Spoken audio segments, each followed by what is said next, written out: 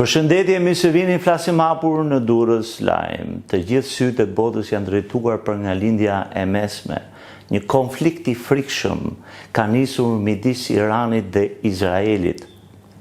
Por këto dy shtete dikur ishin miq dhe sot janë kundërshtar të betuar.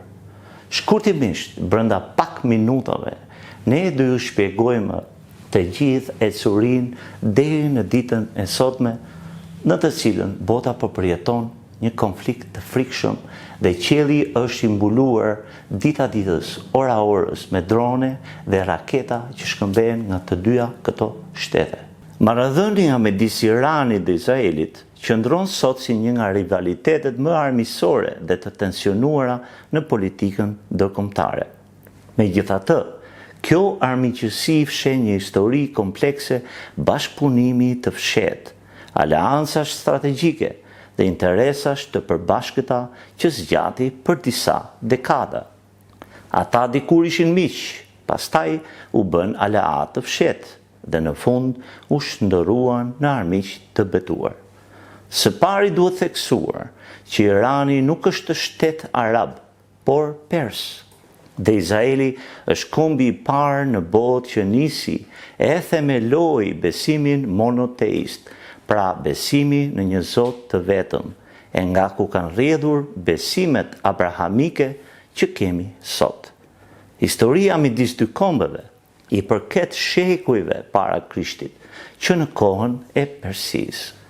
Por marrëdhënia moderne midis dy popujve nis pas luftës së dytë botërore, e sidomos me krijimin e shtetit të Izraelit pas asaj lufte. Pas themelimit të shtetit të Izraelit në vitin 1948, shumica e vendeve me shumicë muslimane refuzuan ta njihnin atë. Irani, një vend kryesisht shiit me një histori të gjatë perandorake dhe marrëdhënie të pasigurta me shtetet arabe, bëri përjashtim. Irani ishte vendi i dytë me shumicë muslimane që njohu Izraelin pas themelimit të tij në vitin 1948. Të dy vendet zhvilluan marrëdhënie të fshehta dhe pragmatike të rrënjosura në shqetësime të përbashkëta strategjike. Ato bashkëpunuan në operacione të përbashkëta dhe ndarje informacioni sekret. Bashkëpunuan për të balancuar ndikimin arab dhe sovjetik në rajon. Marrëdhënia Izrael-Iran ishte e rëndësishme edhe nga ana ekonomike. Irani furnizoi Izraelin me naftë bruto, veçanërisht pas luftës 6 ditore të vitit 1967, kur shumë vende arabe vendosën bojkot. Tubacioni i naftës midis Iranit dhe Izraelit ishte një investim me të dyja vendet aksionere, me përqindje të barabartë 50-50%. Ky tubacion sillte naftën nga Irani përmes detit të Kuq në Izrael, ku përpunohej dhe eksportohej në Evropë. Në këmbim, Izraeli i ofroi Iranit ndihmë të përparuar bujqësore dhe teknologjike. Kompanitë izraelite ishin aktive në projektet e zhvillimit të infrastrukturës në të gjithë Iranin. Por kur përfundoi kjo miqësi e mirë dhe marrëdhënie e ngushtë midis Iranit dhe Izraelit? Ishte viti 1979. Ja çfarë ndodhi? Në vitin 1979, Irani pësoi një revolucion që çoi në themelimin e Republikës Islamike. Pas rrëzimit të shahut, Ayatollah Khomeini, udhëheqësi i ri, solli një botkuptim që mbështeste kryesisht Islamin dhe argumentonte për kundërshtimin e fuqive arrogante perëndimore dhe aleatëve të tyre rajonal. Stili i jetesës në Iran ndryshoi rrënjësisht. Nga një vend liberale perëndimor me qasje moderne, Republika Islamike u përqendrua në themelimin e një shteti dhe shoqërie teokratike islamike shiite. Retorika qeveritare ndaj Izraelit dhe SBA-s ndryshoi tërësisht. largoi përfaqësitë diplomatike, ndalën bashkëpunimin me tubacionin e naftës. Përpara vitit 1979, në Iran jetonin rreth 100.000 hebrejnë. Iranianët shkojnë në shkolla hebreje dhe marrëdhënia e tyre me SBA dhe Britaninë ishte e shkëlqyer. Sot, numri i hebrejve në Iran ka zbritur në vetëm 8 deri në 10.000 dhe marrëdhënia e Iranit me Perëndimin nuk është as pak e mirë.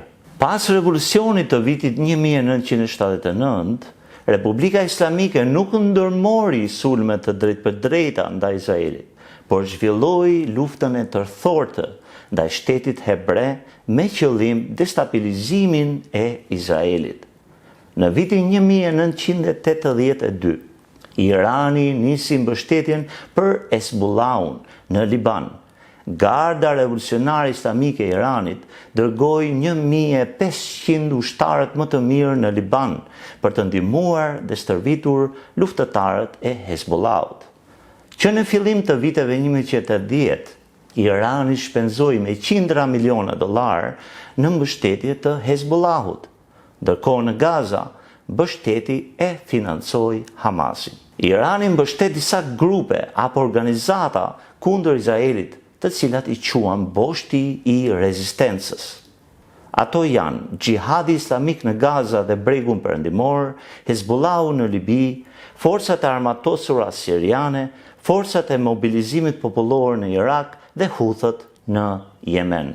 Ai që duhet kuptuar është që pjesa më e madhe e muslimanëve në botë janë sunit, ndërsa Irani është me shumicë shiit. Në vitin 2020, me nismën e presidentit Donald Trump dhe SBA u firmos akordi abrahamik midis vendeve muslimane suni dhe hebrejve. Konkretisht nga Maroku, Sudani, Bahrain, Emiratet Bashkuara Arabe dhe Izraeli. Kjo nismë paqeje për rajonin nuk u mirëprit nga Irani për shkak të politikave fetare të regjimit në Teheran. Qëndrimet e Republikës Islamike dhe boshti të rezistencës kanë qenë në unison kundër Izraelit dhe njëkohësisht kundër Shteteve të Bashkuara të Amerikës. Retorika e Iranit ndaj Izraelit ka qenë asgjësuese. Liderët e Iranit e kanë shpallur Izraelin si një kancer që duhet shkulur nga një vend që duhet asgjësuar nga faqja e dheut, madje duke deklaruar se nuk do të ketë më Izrael brenda 25 viteve. Republika Islamike në Iran e mohon të drejtën e Izraelit për të ekzistuar.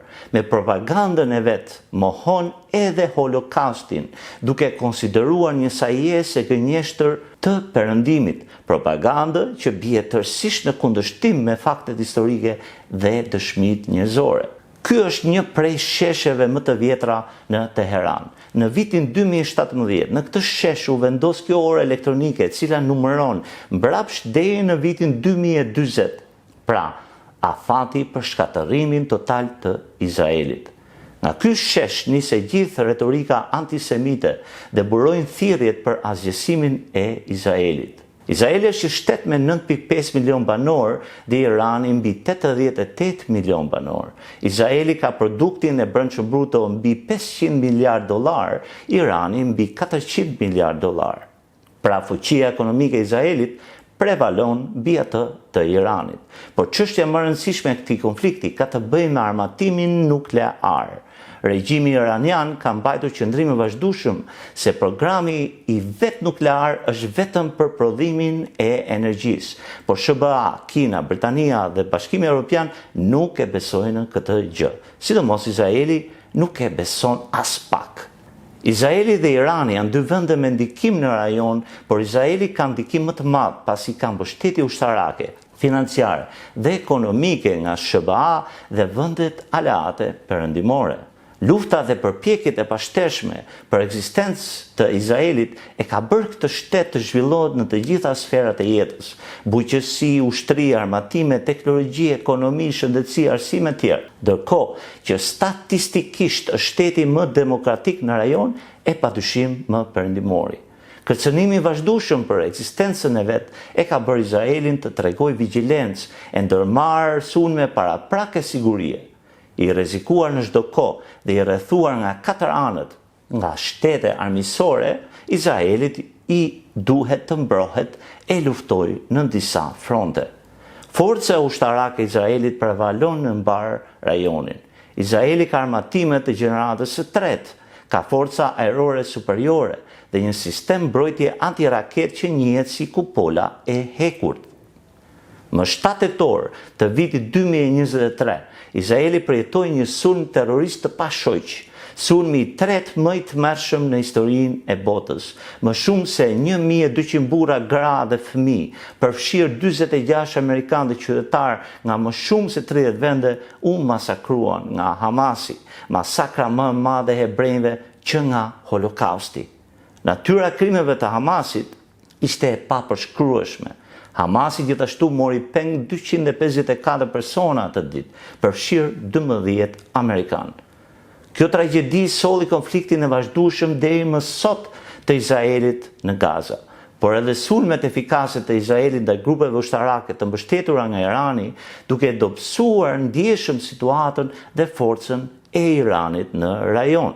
Sulmet e vazhdueshme zjatën edhe deri ditët e fundit, mëngjesin e 13 qershorit, ku Izraeli goditi qendrat e programeve nukleare brenda Iranit. Tashmë kemi këtë konflikt të ashpër. Këto pamje dëshmojnë tmerrin e luftës.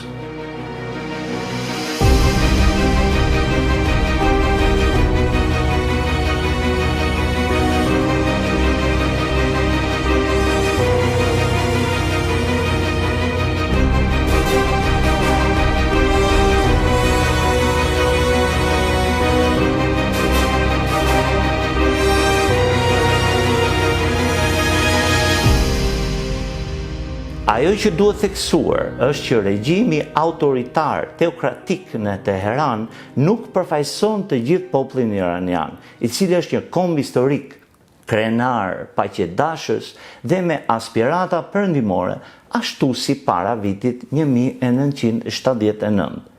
Fatkeqësisht shpesh herë popujt vuajnë për shkak të regjimeve autokratike, prej të cilëve drejtohen me dorë të hekurt. E janë pikërisht këta drejtues që çojnë popujt në gjakderdhje, ndërkohë që të gjithë popujt kanë të përbashkët gjën më kryesore. Jemi e njëjta qenie, jemi qenie njerëzore. Gjithashtu, në lidhje me besimin dhe përkatësinë fetare, asnjë besim i kulluar abrahamik nuk promovon dhe praktikon dhunën dhe vrasjen. Përkundrazi, mbrojnë dinjitetin njerëzor dhe jetën, bazuar mbi parimin, kush shpëton një jetë, shpëton një botë të tërë. Shembulli më i përkryer i kësaj harmonie dhe vëllazërie është pikërisht Shqipëria. Dëshmi e rrallë dhe e gjallë për mbar globin për tolerancën fetare. Ndaj urojmë që edhe në këtë kohë të vështirë, bombardimesh me raketa balistike, dashuria dhe integriteti i popullit iranian të prevalojnë mbi ambicjet agresive të regjimit që ka mbi krye. Historia është mësuesi më i mirë dhe historia na ka mësuar përmes epokave dhe dekadave që drejtësia dhe dashuria prevalojnë gjithmonë. Ashtu si tha poeti i njohur pers, Rumi, dashuria do e gjejë vetë rrugën e saj përmes gjuhëve. Faleminderit që na ndoqët në flasim hapur në Durrës Lajm, ne u takofshim në episodin e radhës.